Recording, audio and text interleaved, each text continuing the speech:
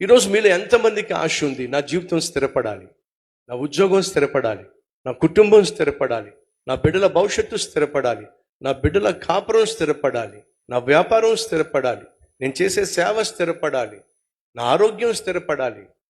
ఎంతమందికి ఆశ ఉందో చేయి చూపించండి. స్థిరపడాలి. స్థిరపడాలంటే ఏం చేయాలి మీరే చెప్పండి. సొలొమోను ఎప్పుడు స్థిరపడ్డాడు? చెత్త చెదారాన్ని వేరు చేసినప్పుడే స్థిరపడ్డాడు. నీ జీవితంలో చెత్త ఉంది, మీ ఇల్లు శుభ్రంగా ఉండాలంటే ఏం తీసి పడేయాలి? బయట చెత్త తీసి పడేయాలి. ఆ చెత్త తీసి పడేయకుండా ఇల్లు శుభ్రంగా ఉండదు, స్మెల్ బాగుండదు. ఏదైతే నీ జీవితంలో చెత్త ఉందో ఆ చెత్త తీసేసాయి.